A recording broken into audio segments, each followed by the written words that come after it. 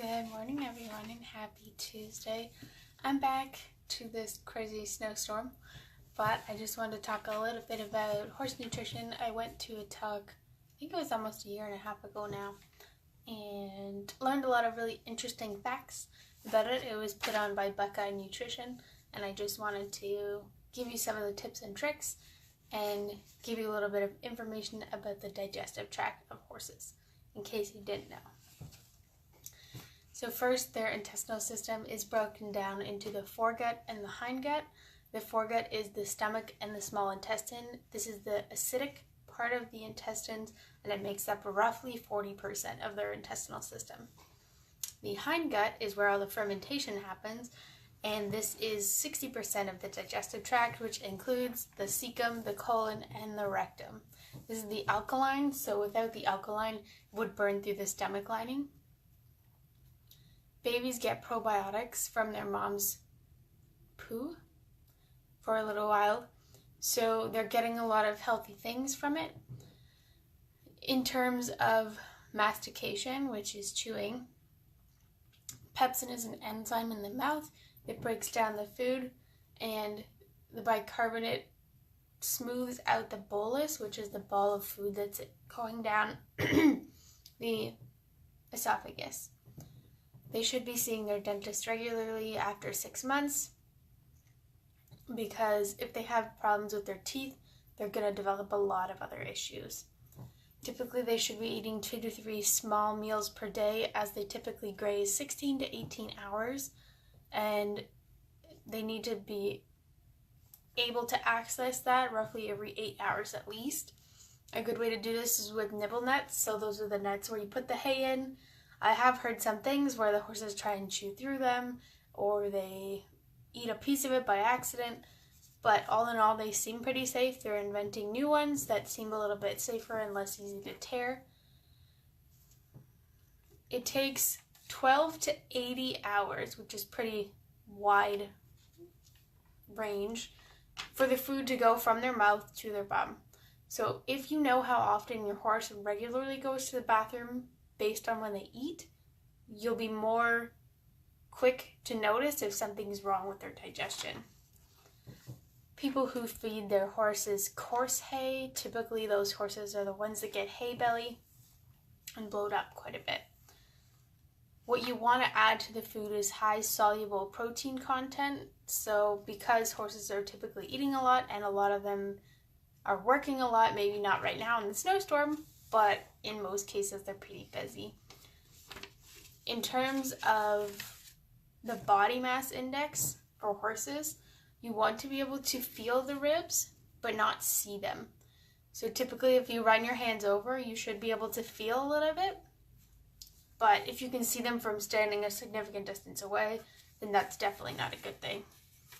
If you run your hand over the spinal muscle, it should be smooth. You shouldn't be able to feel each individual vertebrae, which is definitely very important.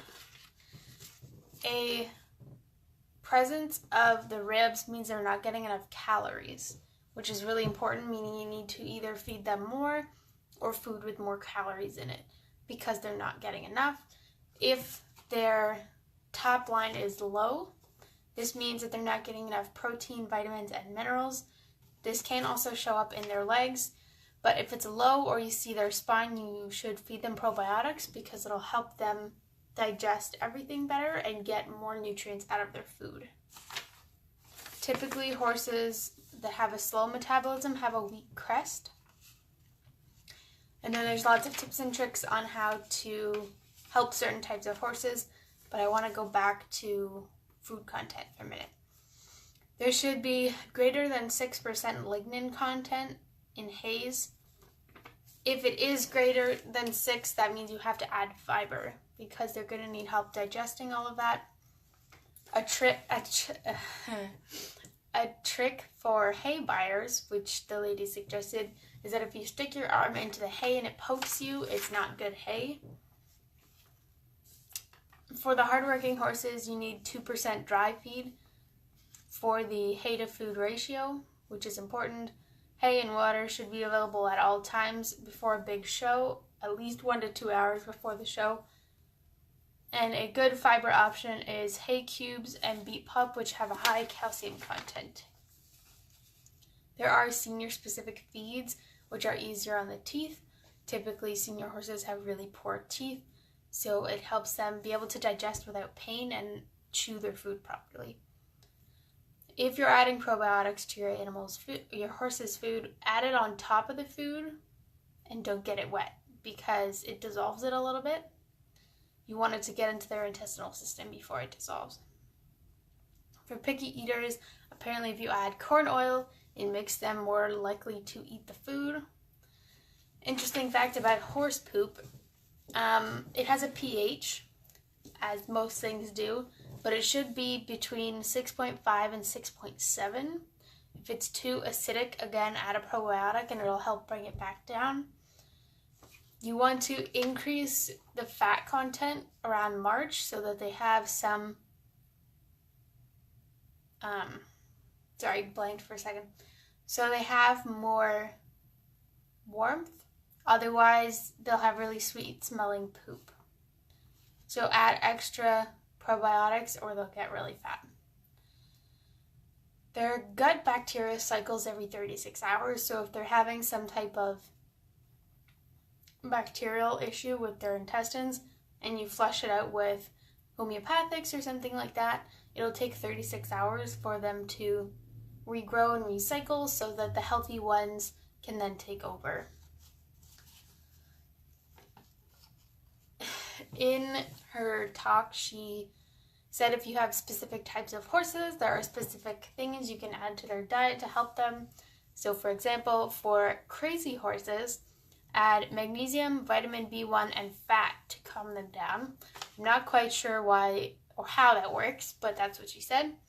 For race horses, starch makes them stupid, but it's good in races to get them started. So if your horse typically has a slow start but then finishes well, you add a little bit of starch. It's good to get them going, but they will eventually burn it off. If your horse has issues when they tire out halfway through the race, then you want to add fats to finish but feed slowly, because it gives them that burst of energy at the end to hopefully beat the other horses in the race. The start to fat ratio determines temperament. I'm not quite sure how this one works either, but apparently horses fed too much of one thing or the other can get a little moody.